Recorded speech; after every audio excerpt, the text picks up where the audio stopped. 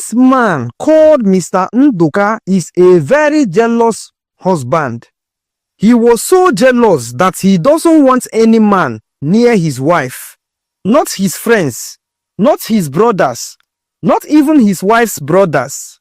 He doesn't trust any man around his beautiful wife. He feels a man might sleep with his wife if he doesn't protect her from men. Therefore, only women were allowed or near his house. He feels he is smart. He feels he is wise. Only if he knew what was happening behind him. In the heart of Lagos, there lived a man named Mr. Nduka. He was tall, dark, and handsome. He had money, a big house, and many cars.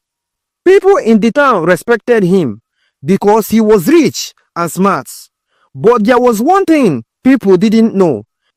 Mr. Nduka had a jealous heart. He loved his wife Amaka so much. She was very beautiful. Her skin was smooth like chocolate. Her eyes were bright like stars. And when she smiled, it felt like the sun had come out. Mr. Nduka loved her so deeply that he was afraid of losing her. But his love turned into something else, something too much. He became too jealous. He did not allow any man come close to Amaka, not even his friends, not even his brothers, not even his father. I'm only protecting you, he would say to Amaka. Men are dangerous. He said they can't be trusted. He believed that if any man come near Amaka, they would try to take her from him. So, he made a rule in his house. No man must ever enter, only women. At first, Amaka laughed. She thought it was funny. She thought it meant Nduka really loved her. But soon, things started to change. Mr. Nduka didn't let Amaka go out alone. He told her to stop working. What if you meet a man at the office, he said. What if someone starts liking you? What if your boss starts making advances of you? You ain't working again. I will pay you whatever they pay you. I will double it. Just stay at home.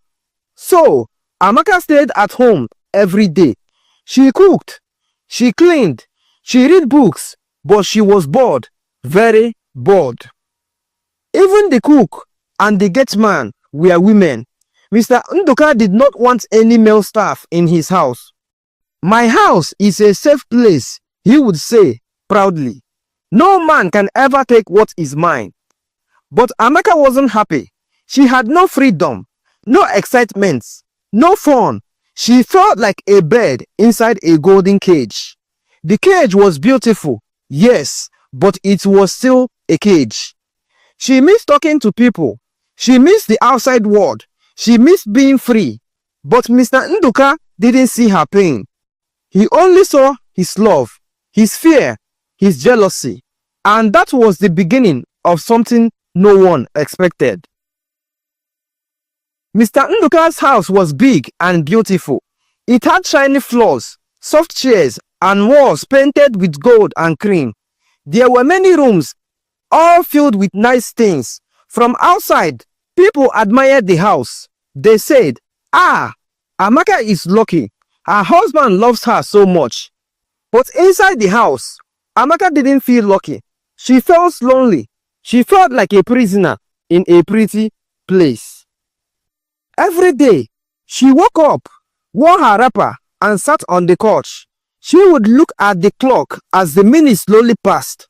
Sometimes she cooked, sometimes she cleaned, but most times she just sat alone. There were no male visitors. None. Not even Mr. Nduka's own father came to visit. One day, her father-in-law came to the gates. "I want to see my son," he said. But the female security guard replied, "Oga said no men are allowed." The old man went home angry. Another time, Mr. Nduka's younger brother brought some business papers to sign. He was turned away too. No male must enter this house, Mr. Nduka had warned the workers. He trusted no one. Even when Amaka begged him, "Please, let me visit my mother," he said no. She has male cousins and uncles. What if they see you and like you? So, Amaka stayed home always. She tried to smile. She tried to stay strong. But every day, her heart grew weaker. Sometimes, she looked out the window and watched people walk on the street, laughing, talking, living. She wished she could join them, but she was stuck. She began talking to the walls, talking to herself. Mr. Nduka did not notice. He thought she was happy because she was safe. At night, he would hold her hand and say, "You are my queen. I'm keeping you safe from wicked men." Amaka would nod, but her heart would cry. She started to feel like she was disappearing, little by little. Her beauty remained, but her joy was fading. What Mr. Nduka didn't understand was this: a flower needs sunlight to grow. If you lock it inside a box, it will wither, even if the box is made of gold. One hot afternoon, the generator was humming and the ceiling fan was turning slowly. Amaka sat in the living room again, staring at the wall. She was tired of reading books, tired of sitting, tired of being alone. Then, Chinwe walked in. Chinwe was the new maid. She was young, just 23 years old, slim, beautiful, and full of life. Her skin glowed, and she walked with confidence. She was from a nearby town and had just started working in the house 2 weeks ago. Unlike the other workers before her, Chinwe liked to talk. She laughed easily. She moved with energy. She noticed things. She noticed Amaka's sadness. "Auntie, are you okay?" Chinwe asked one day. Amaka smiled a weak smile. "I'm fine," she said, but her eyes told the truth. Every day, Chinwe would sit near Amaka after her chores. She would tell funny stories about her village, her childhood, and the things she used to do before working as a maid. Slowly, Amaka started to laugh again. The two women became close. They cooked together, watched movies together, talked for hours. At this point, Amaka could no longer do without Chinwe. She wants her by her side every time. It's like Chinwe, the housemaid, was becoming her best friend. She helps keep her busy, help her to cure boredom. Amaka saw a good friendship in Chinwe, but she didn't know Chinwe was seeing something else. One day, while they were in the kitchen, Chinwe looked at Amaka and said, "You are beautiful, ma." Amaka smiled. "Thank you, Chinwe." "No, I mean it," Chinwe said. "You have the kind of beauty that makes hearts beat fast. Like if I was a man, I would devour you right now. Your husband, Mr. Nduka, is really enjoying. He is a lucky man. No wonder he doesn't want men near you. He knows you are too beautiful, ma. You look like all this model in the television. In fact, I think you should be given the award of Miss Nigeria, Miss Africa, and the most beautiful woman in the whole world, to all together."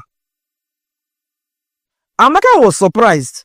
No one had complimented her like that in a long time. Mr. Nduka used to, but lately, he was always rushing to work, always tired. Chinwe's eyes were warm. Her words were soft. From that day, something started to change between them. Their friendship became tighter. Amaka even told her to stop calling her madam anymore. Since they were now friends, Chinwe can now call her by her name, Amaka. She didn't know Chinwe wanted more than just friendship. One evening, it rained heavily. The whole house was quiet and peaceful. Chinwe and Amaka sat close together in the bedroom watching a movie. Their hands touched. They didn't pull away. Then, Chinwe gently moved closer and said, "You don't have to be lonely anymore." Before Amaka could speak, Chinwe kissed her, softly, slowly. Amaka was shocked. but she didn't push her away. Her heart was beating fast. She didn't understand what was happening. She didn't know how to react or what to say. She was speechless, but it felt like someone had finally seen her, not just her face, but her soul. And that night, Amaka did not feel alone. She felt alive. She did what she would have never imagined was possible.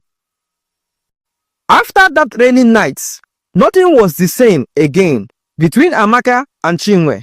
Amaka had tasted something different, something that filled the empty space in her heart.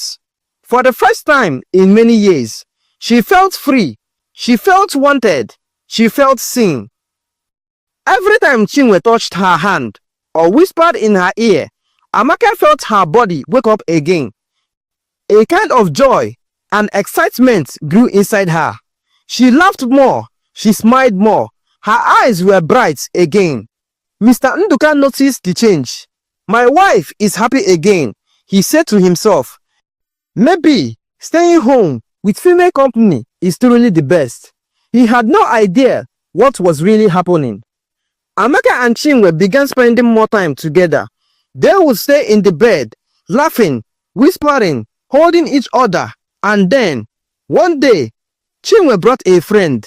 Her name was Ada, a beautiful woman with soft eyes and quiet voice. She was like Chinwe, but bolder. Don't worry, Chinwe told Amaka. She's like me. You will like her. At first, Amaka was nervous, but Ada was gentle. She knew what to say, where to touch, how to make Amaka feel special. That was how it began.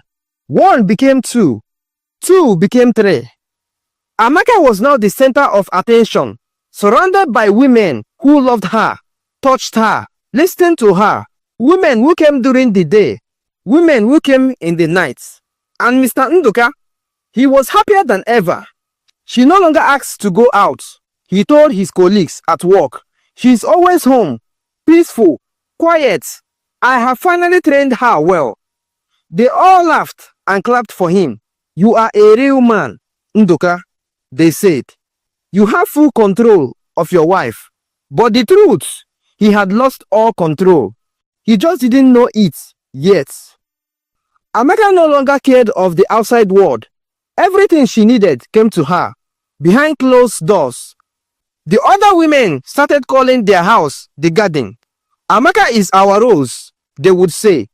And this house is where she blossoms. Sometimes, when visitors came, they locked the bedroom door.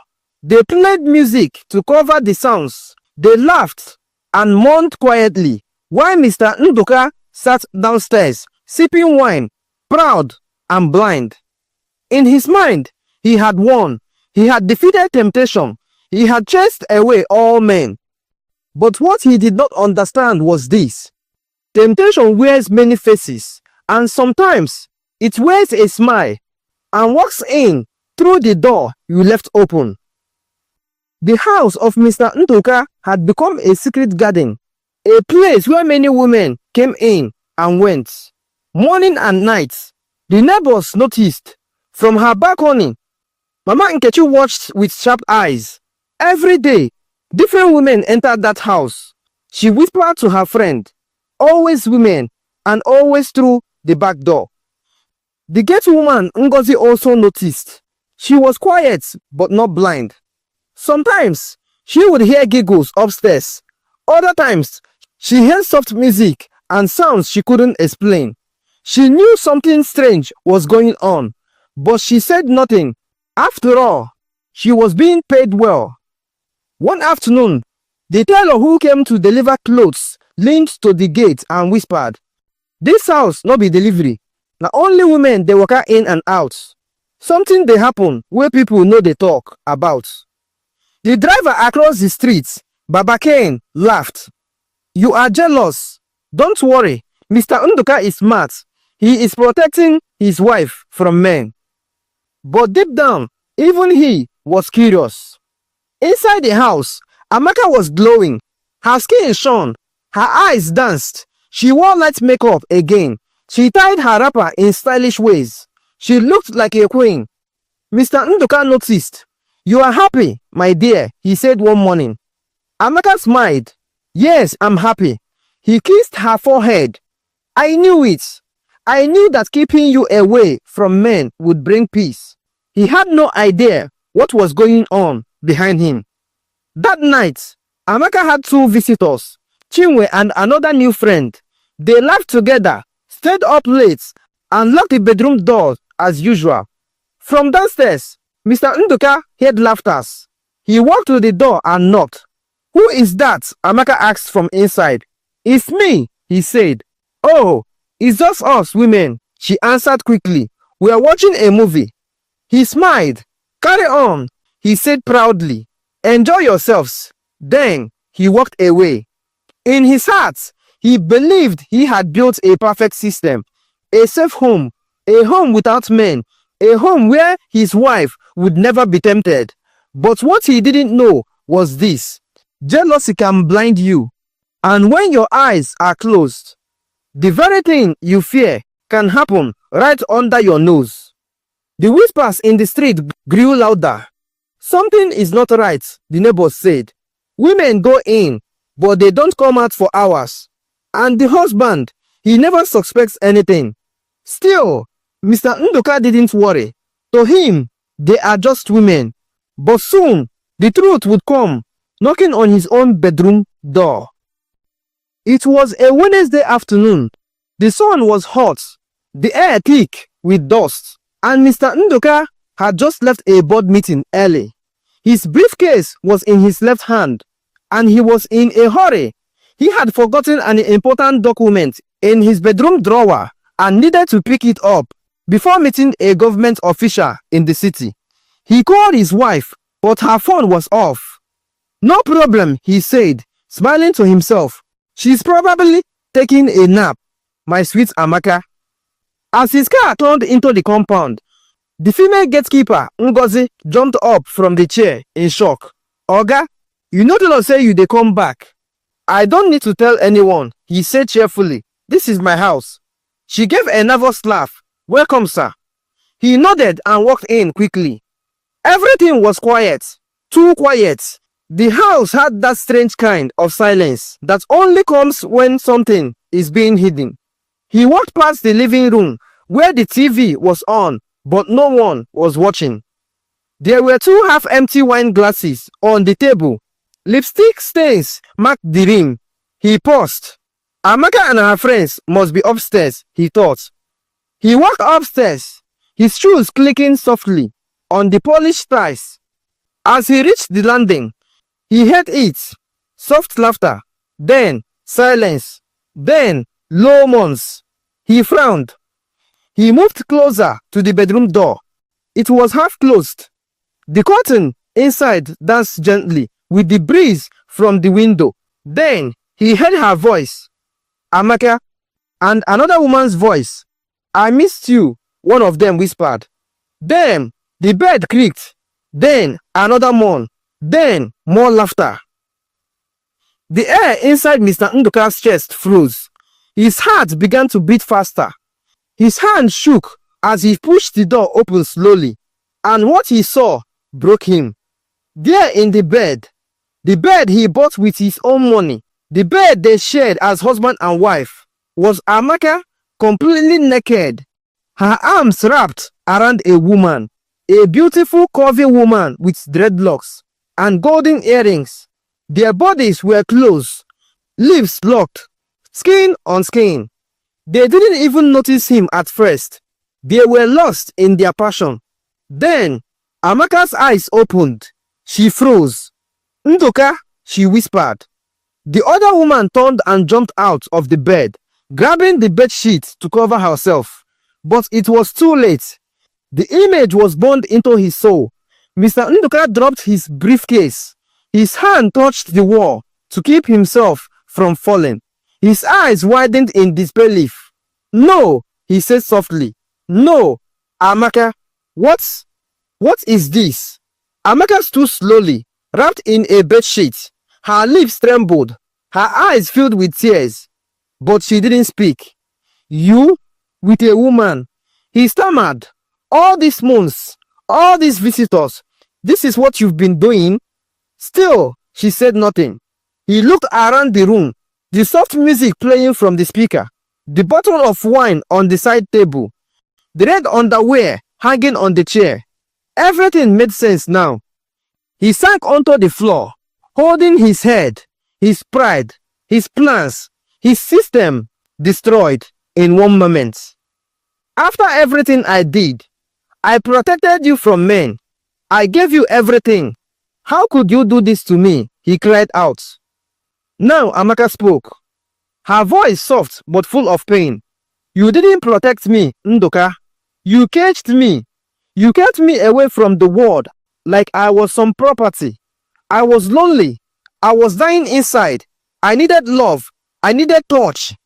You were never there for me emotionally. Only your jealousy was. But women, he shouted, standing again. Women, Amaka. Yes, women, she replied, now fame. Because you made sure no man ever come near me. You locked every door except the one you didn't think was dangerous. The other woman quickly picked up her clothes and ran out. But it was too late. The damage had already been done. Nduka walked to the window. He was breathing hard. He opened his mouth to speak, then closed it. He was broken. His eyes were red. His voice cracked. I lost you. I lost you because of my own fear. There was a knock at the door. It was Chinwe. She entered slowly, seeing the chaos. Her face dropped. Oga, I'm so sorry. I didn't mean for it to happen like this. He looked at her with cold eyes. It was you. You started this, he said quietly. I only gave her what she was missing, Chinwe replied. Nduka raised his hand as if to slap her, then dropped it. What was the point? The war was already lost. He turned to Amaka. I don't even know who you are anymore, he whispered. Amaka stepped closer. Her voice was calm. You knew who I was. You just didn't care to keep me alive on the inside. She walked past him, picked up her robe, and left the room. Chinwe followed her, head bowed. Mr. Nduka stood alone in the center of the room that once smelled like love, now stank of betrayal. He looked around. All the money, all the furniture, all the rules, all the protection, none of it mattered now. He had caged her body, but not her heart. He had locked out the men, but he forgot the women. Mr. Nduka fell to his knees and wept, the tears of a man who had loved too much and lost everything.